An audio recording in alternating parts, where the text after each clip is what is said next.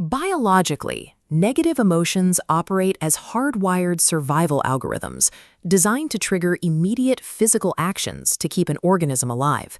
When an organism detects danger, these negative states actively restrict cognitive processing. The brain abandons peripheral information to focus entirely on neutralizing a singular, immediate threat. At the neurological level, control of the brain rapidly shifts away from the prefrontal cortex, the region responsible for complex planning, directly to the amygdala. The amygdala overrides higher-order strategy, enforcing a rigid, bottom-up processing model that prioritizes raw sensory salience over rational analysis. Cognitive narrowing is an evolutionary feature. The brain deliberately sacrifices complex associative thought to ensure immediate physical survival. The precise chemical mechanism behind this shift is driven by the brainstem, which the amygdala signals to flood the system with catecholamines.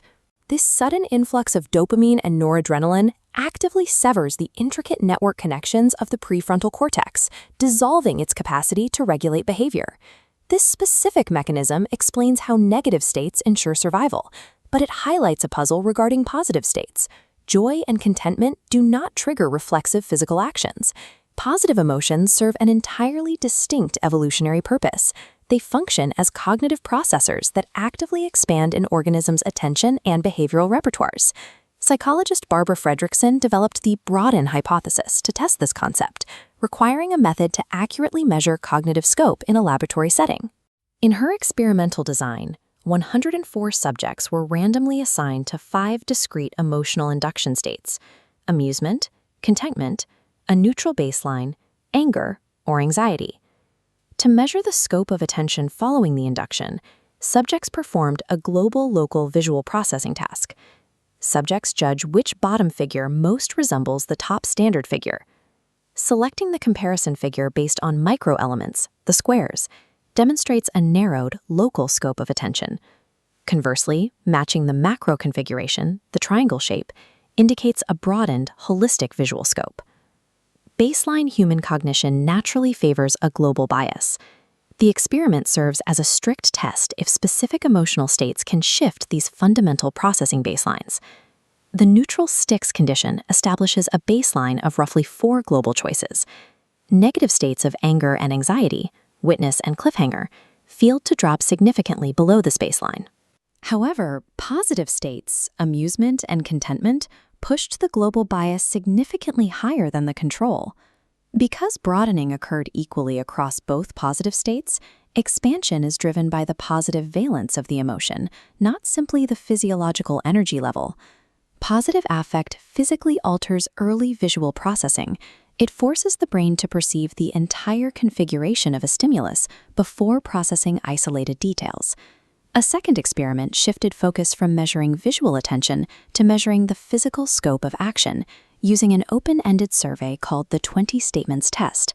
Immediately following the emotional induction, subjects listed all the actions they currently felt an urge to execute, completing the sentence, "I would like to." This chart displays generated action urges. Neutral and negative states demonstrated a restricted repertoire of 9 to 11 ideas, narrowly favoring antisocial behavior or seeking protection. In stark contrast, positive states generated a significantly larger total volume of behavioral options. Analyzing the qualitative data reveals the nature of these expanded states. Subjects demonstrated a pronounced increase in urges to play, explore, exercise, and socialize. Positive emotions multiply the behavioral options the prefrontal cortex generates in real time, providing the brain with a larger menu of potential actions. These combined findings form the basis of Fredrickson's Broaden-and-Build theory of positive emotions. At the biological level, broadening describes a state where the brain unfurls its cognitive boundaries, linking isolated nodes into a highly connected neural web. This leads to the build phase. The broadened cognitive state naturally drives organisms toward exploratory, novel behaviors like unstructured play and socializing. This creates a direct causal flow. Transient broadened states trigger exploratory action, which in turn leads to the accretion of permanent physical, intellectual, and social resources. These newly acquired assets, whether a physical skill learned during play or a stronger social bond, persist indefinitely. They remain active long after the initial fleeting emotion has passed. While negative emotions solve immediate short-term threats, positive emotions function on a long-term evolutionary timeline. This theory translates directly into a practical application for human performance, known as broad-minded coping.